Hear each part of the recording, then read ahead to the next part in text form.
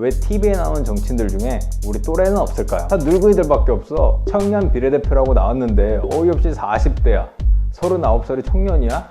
그럼 나는 미성년자야?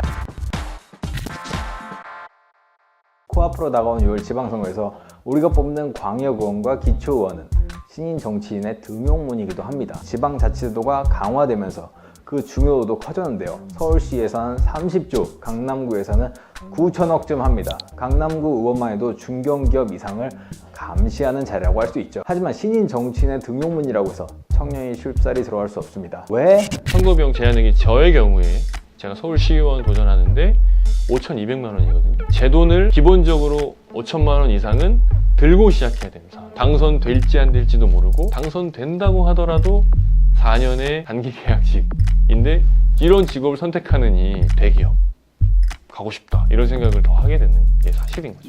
청년들한테 5천만 원 박으라고 하는 게 얼마나 무책임한 얘기입니까? 아니 일단 5천만 원이 있어요.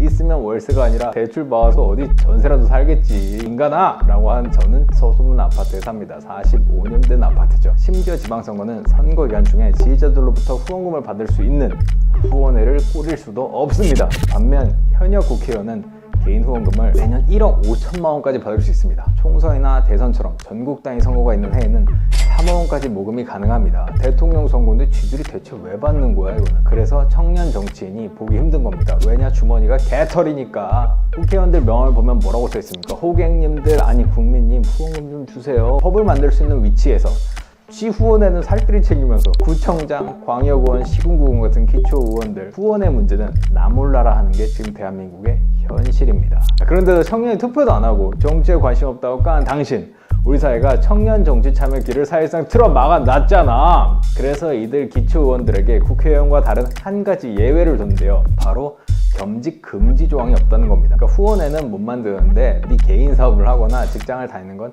괜찮다는 거죠. 기존에는 뭐 자영업자, 부동산 하시는 분, 건설업 하시는 분 이런 분들이 거의 지방의원들을 독점하다시피 해왔던 게 사실입니다. 모든 후보들이 그런 분들이 다 후보였기 때문에 대안이 없었던 거죠 사실상. 근데 이게 더 말이 안 되잖아요. 이미 자기 사업을 하고 있는 사람이 지역마다 다르지만 못해도 수백억 원이 넘는 지역 예산을 자기 사업에 유리하게 쓰고 싶다는 유혹에서 자유로울 수 있을까요? 체인지 배럴 정치자금법! 지방의원도 겸직 금지를 제정해 의원들이 의정 활동에만 매진하고 대신 후원회를 통해 이 기초 광역의원들이 딴 생각 안 하도록 만들어주는 건 어떨까요? 지방의원이 무슨 후원회까지 꾸리냐? 그런 진짜 밥이나 축낸 놈들이라고 할 수 있지만 2009년 자료를 보면 주민 15만 명 이상인 광역의원의 선거구는 18개, 주민 12만 명인 국회의원 선거구는 13개나 됐습니다. 오히려 광역의원이 국회의원보다 더 많은 국민을 대표하는 경우도 적지 않은 거죠. 노무현 전 대통령도 이런 비현실적이고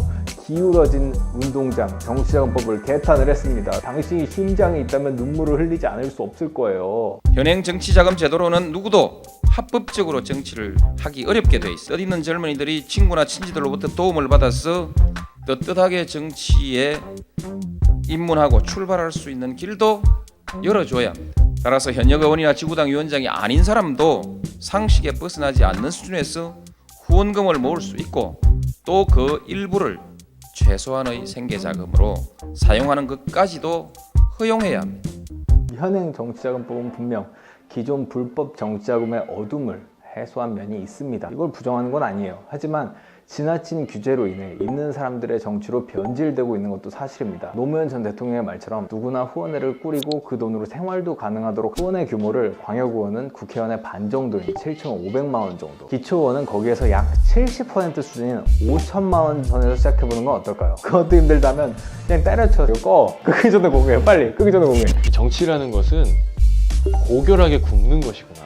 항상 승승장구할 수는 없다. 그 상황에서 좌절하거나 힘들어하거나 어려워하지 않고 자기가 가지고 있는 비전과 이 동네를 향한 자신의 진심, 진정성 이런 것들을 끝까지 견지하고 있어야 된다고 생각해요. 청년 정치인은 말 그대로 진짜 자기 인생 걸고 모험하는 거거든요. 지금 현재 한국 정치에서는. 그래서 정치를 조금 더 열정적으로 좀 더 프로페셔널하게 할 수 있는 그런 강점이 있다고 생각합니다. 우리 청년 정치인들이 고결하게 굴으며 정치하는 걸 언제까지 지켜봐야 합니까? 왜 한국은 마크롱 트루도가 없는 거야? 라고 하기 전에 법을 바꾸세요. 왜 안 나오는지 한번 생각해 보자고요. 한국의 마크롱 트루도가 될 사람들이 다 굶어 죽으면 대체 누가 우리를 대표하겠어요? 청년 정치인들이 고결하게 굶으며 버티는 걸 더 이상 용인하지 맙시다. 후원회법을 바꾸는 게 그 첫 발걸음이 되리라 생각합니다. 그들을 위해서가 아니라 우리를 위해서 말이죠. 왜냐면 지금은 2018이니까요. What?